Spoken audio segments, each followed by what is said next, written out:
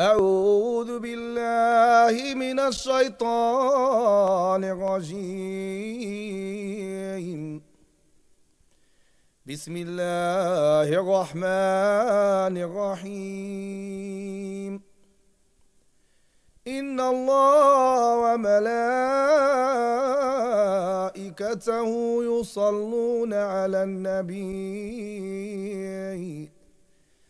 يا أيها الذين آمنوا صلوا عليه وسلموا تسليما. صلى الله عليك وعلى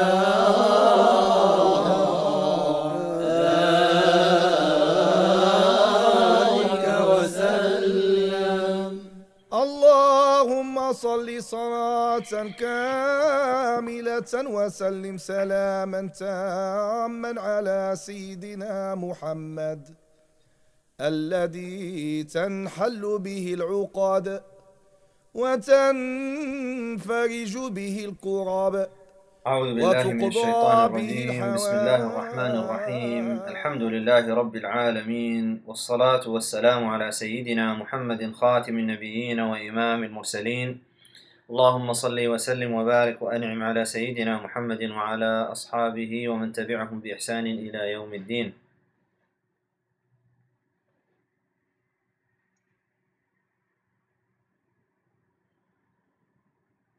العارف, the Gnostic or the knower. قال أبو القاسم said, لا يكون العارف عارفا حتى يكون كالسحاب يظل كل شيء وكالمطر يسقي ما يحب وما لا يحب. That a true knower of Allah subhanahu wa ta'ala is not considered a true knower until they become something like the cloud. They shade everything without selectivity. And like the rain, it gives drink to what it loves and what it doesn't like, regardless. What is that about? Allah subhanahu wa ta'ala says, وَفِي أَنفُسِكُمْ أَفَلَا تُبْصِرُونَ, that within your own selves, do you not see, do you not reflect? And that's about the manifestations of the attributes of Allah subhanahu wa ta'ala coming from us.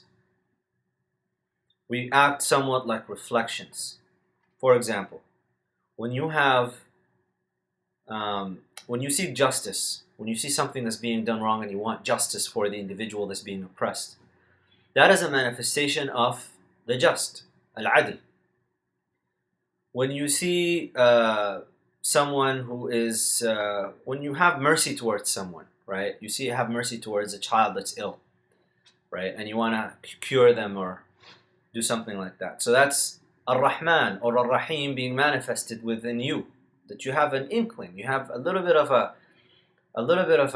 touch of mercy coming from really the infinite mercy of Allah subhanahu wa ta'ala. Now, the first verse of the Quran, Bismillah ar-Rahman ar-Rahim, according to Hafs, or the first thing we start anyways, Bismillah ar-Rahman ar-Rahim, in the name of Allah, the most beneficent, the most merciful. Now, Ar-Rahman is in tafsir, in explaining this verse, Ar-Rahman, the most merciful, they say it's li'umum al-khalq, that He just brought you forth into creation, and Allah subhanahu wa ta'ala is providing sustenance for everyone. Allah subhanahu wa ta'ala is giving sustenance to the Muslim, to the Christian, to the Jew, to the disbelievers, to the atheist, to the agnostic, to the materialist, to the Hindu, to the Buddhist, to everybody. Everybody's getting sustenance. The fact that you are alive, that you're breathing, that you're going, that's mercy of Allah subhanahu wa ta'ala encompassing everything. And Ar-Rahim is extra for select servants, getting the extra of blessings. Like for Muslims, for example, getting the blessing of Islam. So you will not actually be someone who is considered a knower of Allah subhanahu wa ta'ala until you manifest that Rahman, that attribute of mercy to everyone. You know, in your daily in transactions with people, your relationships, we all have people that we don't get along with. We all have people that get on our nerves. We all have people that we couldn't care less for. And if they just got out of our lives, it would be even better because they just bug us. For whatever reason, it's just, al-arwahu junudun mujannada, that souls are like soldiers that have been given tasks. من تعارف منها ائتلف ومن تناكر منها اختلف. So the ones, and so in the spirit realm, when Allah subhanahu wa ta'ala created us, some of us got to know each other before we came into this world, and some of us did not. And so the ones that got to know each other, you find yourself getting along much easier with certain people, and others you find yourself just differing with. As well as the fact that Adam alayhi salam was created from different aspects of the earth, and so some people are hardened like rocks, and some people are soft like sand, and so on and so forth. So we all have these kind of differences in our relationships with people, and not everybody do we care for equally. But you will not become a true knower of Allah subhanahu wa ta'ala until you become indifferent about who you give your favors to. That even the individual who gets on your nerves, the individual who wrongs you, the individual who oppresses you, you still make dua for them, you still do good to them. You're not selective on who you do good to. And that's being a true knower of Allah subhanahu wa ta'ala. Now to get to that level, to have that mercy for people, when the Prophet ﷺ says, لا يحب أحدكم حتى يحب لا يؤمن أحدكم حتى يحب لأخيه ما يحب لنفسه. That none of you truly believes until you love for your brother or sister for them to have or to happen to exactly what happens or to you or what you have. You love exactly for them what you love for yourself. That's true. That's when you complete your faith. Imam al-Nawawi, in explaining this hadith, he says this brotherhood that the Prophet ﷺ is talking about, ukhuwatul insaniyya, that is the brotherhood of all of humanity. That you do not differentiate between the Jew, the Christian, the Magian, the Buddhist, the Hindu, the whatever, the atheist. You love everybody. You love for them exactly what you love for yourself. You cannot, Islam is a proselytizing religion, for example. We want to spread the message of Islam. We want people to embrace Islam. Why do you want that? What's the goal here? To please Allah subhanahu wa ta'ala. And what else? You want people to enter into heaven. You don't want people to burn into hell. People that have an easy time just declaring whoever individual that they're going to hell for sure don't understand what hell is really about, and they haven't comprehended that, and they don't understand what eternity is about, that forever and ever. They don't understand what that means, the magnitude of that. They don't get it. And so to just easily declare anybody to going into hell just for whatever reasons they have, whatever understanding, is a problem. It's indicative that your heart, you don't have that softness, that love for the people that you should be having. You are not really understanding the magnitude of the mercy of Allah subhanahu wa ta'ala and the indifference when it comes to blessing everything. Allah subhanahu wa ta'ala doesn't want everybody to go to hell. Yeah, some people will end up in that. We don't deny that. But when you are approaching people, when you're talking to people, when you're trying to deliver the message of Islam, when you're trying to be a good Muslim, you do not do that by being selective and choosing who you're good to and who you're not good to.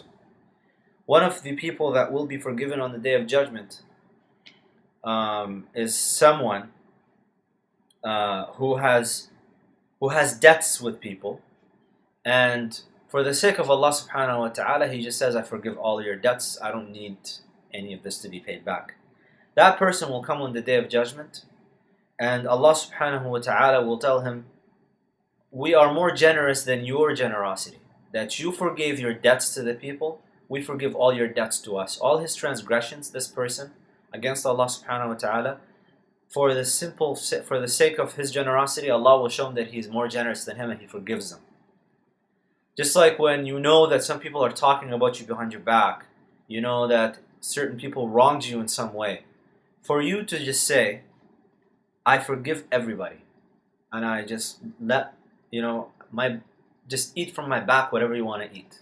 It's fine. In fact, May Allah reward you and put you into paradise and have us in paradise together without any animosity between us, where we will not experience any animosity between us. That individual, for forgiving all of these people, like, some people backbite you, some people that they're talking about you by name, the individuals, and you just go, you know what, Allah subhanahu wa ta'ala, Ya Allah, forgive that person and grant them good in this life and the next. You come on the day of judgment in a position where you actually are in the favors of Allah subhanahu wa ta'ala.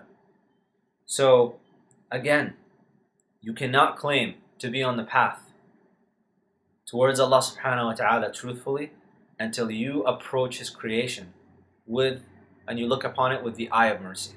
You cannot look at them with the eye of contempt. You cannot look at them with the eye of, I want my rights back from you. I want to, and that's not to say that we do not fight injustice in that. We're just talking on the individual level, that you know that certain people have wronged you or certain people have not been good to you, that you don't care. When you give presents, you give everybody presents, regardless of who it is. When you want to do good, you do good to everybody. You don't select and choose and determine this one will get my favor and that one will not. You don't do that. And that's really what being on the path is about.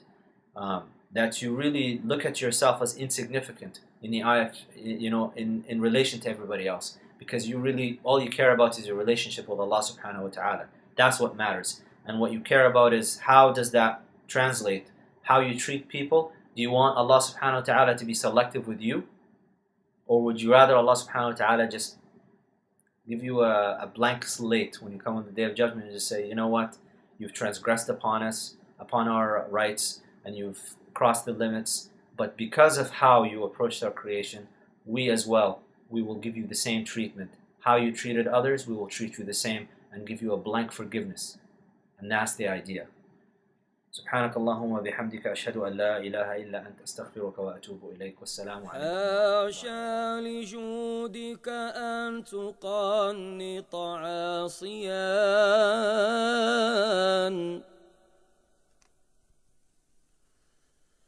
حاشا لجودك أن تقنط عاصيا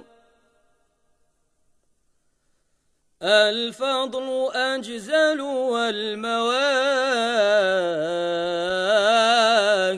أوسع